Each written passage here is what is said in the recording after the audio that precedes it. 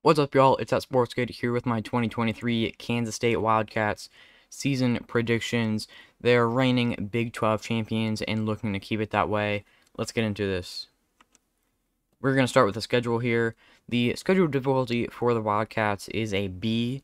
They do play a pretty strong Big 12 schedule for whatever that means. Then they also do play Missouri out of conference and the Troy Trojans, who are the reigning Sun Belt Conference champions. In week 1, the Wildcats play Southeastern Missouri, an FCS school who are not known to be very good. SEMO is going into the big win category, meaning that Kansas State should probably win by 20 plus points. Pretty self-explanatory. They're not even in the same division, or Southeastern Missouri is not a FBS school. They it's not fair. Next is Troy. Troy, as I said, they are reigning Sun Belt Conference champions. They had a very good season last year, 12-2. I could see Troy going back to that conference championship game. It would be pretty difficult for them to upset Kansas State. It is in Manhattan as well. It is a pretty good home environment. But we did see Tulane go in there last year and win as a Group of 5 school. So we could see that happen again with Troy. I don't think so, but I'm not going to say it's a big win because Troy is not a bad squad. Next up, we have Missouri. These are two bitter rivals who have recently returned this rivalry series. I don't know if it's just a 2-game series or if this is a long-term thing, but K-State and Mizzou are playing. Last year, Kansas State won like 40-15 or something, but I do think it could be a little bit closer this year. So I'm going to put Missouri in the toss-up category. I think Kansas State should win this one. It is on the road, but I don't think that'll really matter. Yeah, I think Kansas State should win this. But Missouri is an SEC school. They are not a bad program. They're bad compared to their conference, but they're not a bad program in general, and they could put up a good fight against the Kansas State Wildcats. Next up, we have the UCF Knights. This is a newcomer to the conference. Central Florida is leaving the American along with 3 other schools, one of them being Houston, who K-State plays later in the schedule. And they're playing their first year in the Big 12 Conference. This is a very strange situation, because Kansas State is now in a conference with schools on the West Coast. BYU is kind of on the West Coast, and schools in the East Coast, like Central Florida. I think these schools have played against each other before, and I do think that Kansas State is going to win this year. It is another home game for the Wildcats. I'm like 95% sure they're the Wildcats. I messed that up earlier in the when I was making these before. I said something else, not Wildcats. Please correct me if they're not the Wildcats, because that would be very embarrassing. Anyway, this should be a good win for Kansas State at home. Central Florida, I don't think are going to be fantastic, at least in the first year in the Big 12. In this next week, the 5th game on this schedule is the Oklahoma State Cowboys. On the road in Stillwater, and Oklahoma State is coming off of their bye week. So I do think this will be a more difficult game, definitely. There is a good home environment for Oklahoma State. They're also coming off that bye week, meaning they're rested and probably been planning for this game for a long time, meaning like 14 days or something. But I do think that this could be a tricky tricky game earlier in the season. I could see Kansas State dropping this one, but I could also see them going in and winning by 20 points. So a toss-up category sort of feels comfortable. Um, I don't think it'll be really a blowout by either side, but um, should be it should be a good game as it was last year. Next we have Texas Tech. Some people say that Tech is going to be good and they're going to be better in the conference, could contend for a conference championship. I don't really see that happening. On the road in Lubbock, I don't think that matters, and Kansas State should go south and get a win versus the Red Raiders. Next up, we have TCU.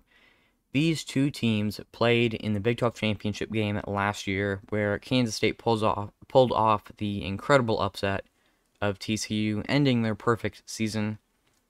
And I think that Kansas State will probably win this game again.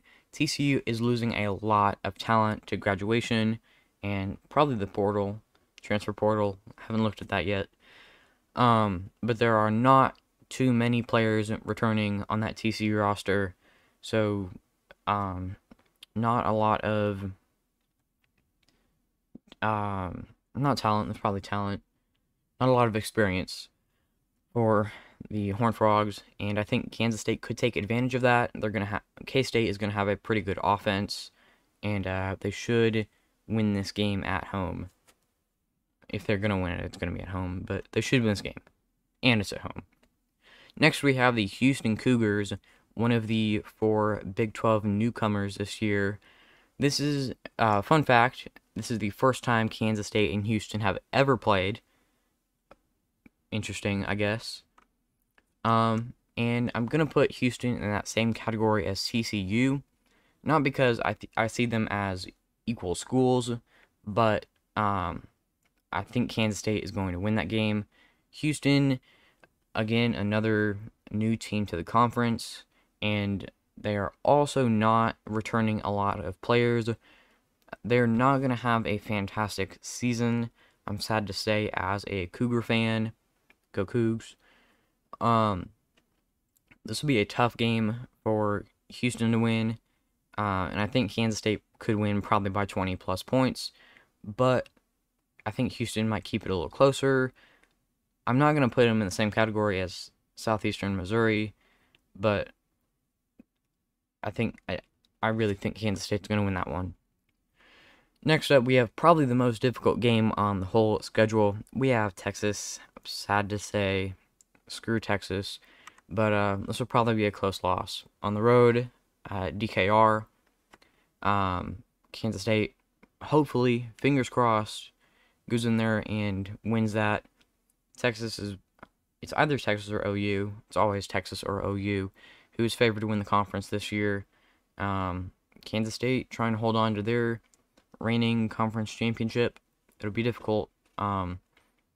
And this will be a very important game that would help them get back to that championship game. Next on the schedule, only a few games left, it's the Baylor Bears. Baylor is decent. They were good in 2021, I think. Then they sort of fell off last year, and I think they're not going to be as good as they were in 2021 when they played for that Big 12 championship. And I think Kansas State, another home game for them, should get this win. Maybe not in a blowout. This might be a closer game, maybe 10 points. But the Wildcats, I think, should walk away from this game victorious. Next, we have KU. Kansas State is on a 10-plus game winning streak against Kansas, I believe. I could be wrong, but I think I saw that somewhere. This is on the road, though, so I think Kansas has a bit of a chance. The sort of fighting to end that streak. On the road, also, I don't think there's much of a crowd in Lawrence. Last year there was, because they were good for the first half of the season. But I don't think that should really impact it, although rivalries can go either way. If it's going to be an upset, I'm going to call the upset KU over Kansas State in July. Yeah, I think Kansas State should win this game, but there is potential for a Kansas upset. Finally, on the schedule, we have Iowa State. Iowa State's, they weren't good last year. They'll probably bounce back and win more games, probably go to a bowl game, but I don't think they're going to be great, and that is why I'm going to put them in that close win category, along with some of the other sort of mid-tier Big 12 schools. So I'll go through this one more time. We have Southeastern Missouri, which Kansas State should win. Then we have all these games, which are going to be close. I could see them dropping one of them, so probably 7 wins through these two categories. And then probably a win in at least one, probably 2 of these toss-up games, getting them up to 9 wins. I could see them going 8-4. I don't want to say they're going to go 10-2. I'm going to give them the benefit of the doubt and say 9-3 is a good spot for Kansas State this year. It would be very good for the program. They're not historically good, but they're trying to turn that around. They could hold on to that conference championship and win back-to-back. I think it would be difficult. They'd have to beat Texas, I think, and Oklahoma State. Those are both difficult games. They did get unlucky. They didn't pull, for their scheduling, they didn't pull any of the Big 12 bottom feeders, like probably BYU. And they didn't get Oklahoma either, who they've been pretty competitive against the last few years. They've won 3 of the last 4, I think, against the Sooners. So, yeah, 9-3 is what I'm thinking. Pretty difficult schedule to play a lot of the mid-tier Big 12 schools, and probably any of them. If I was going to pick one of these close win games to be an upset, probably Tech. I think Texas Tech could pull off the upset. Maybe TCU. All these toss-up games are also on the road, by the way, if you didn't notice. Kansas State has a pretty good home environment, and I don't know. Road games are always difficult. 9-3 is my projected record. Here, we're going to do a little off-season review and preview, I guess, for players and such. I usually do this at the beginning of the videos, but all my Kansas State videos get a lot of views, and there's a big fan base, I guess. I figured I would want to go through the schedule first. Here we are, though. So, Kansas State, 10-4 last year. Very good season with a conference championship. As I've said probably a dozen times. Then they did lose the Sugar Bowl to Bama, sadly. I was pulling for them. The sportsbooks have Kansas State as a 7.5 over-under for the win total. So they're thinking between 7 and 8 wins. I think it'll be more. I think they could be probably one of the top, at least in the top 4 in the Big 12. Definitely could go back to that championship game. Returning production is pretty good this year. 8 returning offensive starters. Their offensive line should be pretty good. Then they do have a returning quarterback. 5 defensive players were returning as well. The defense is not going to be great. I'll leave it at that. I think the offense is going to have to help out. Oklahoma State, I put them in that toss-up category. I think Oklahoma State could get the best of them. Sort of a tricky game, definitely, because the OSU defense is usually pretty good. And if the Oklahoma State defense can stop this Kansas State offense, then I don't think the K-State offense will stop the Oklahoma State I don't know what I'm saying. Um, yeah, the K-State defense isn't great. 4 players from K-State were drafted. Um, yeah, pretty good year. I think they had a second rounder as their highest. It might have been first. I want to say it's Felix Uzoma. I could be totally wrong. Anyway, for recruiting, K-State walked away with the 39th best recruiting class. I believe 3 or 4 JUCO transfers, and also 6 regular transfers from other schools, helping them get the 66th best transfer class. Their top commits who will be on the roster this year are Avery Johnson, the best player from Kansas, a top 10 quarterback in the class, and a top 100 player. He is very important, and he will probably be the quarterback of the future. Sorry, there's some hitting of the wall on the other side of my bedroom. Jordan Allen is another 4-star. I don't know if he's supposed to be a 4-star. He's not ranked nationally. He's not in like the national, whatever thousand it is. But he is a top 5 player from Kansas. Plays on the defensive line.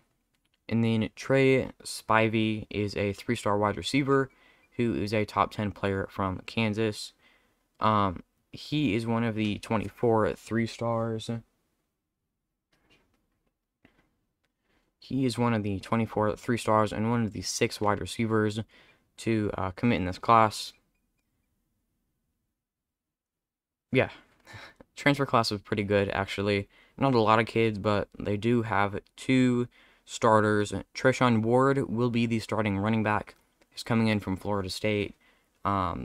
He should be good, probably 5'10", almost 200 pounds. And then Keegan Johnson will be a starting receiver.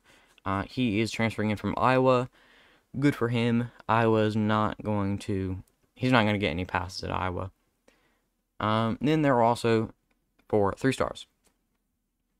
Anyway, just a little off-season review / preview / recruiting. I usually do that at the beginning, but moved it to the end for viewer retention or something. We'll try it out. Anyway, if you disagree, let me know in the comments, or if you agree, tell me what I got wrong about how K-State is going to do in 2023. I think they'll be good. Looking forward to the season. I'll leave it off at that. Thank you so much for watching, and until the next one, peace.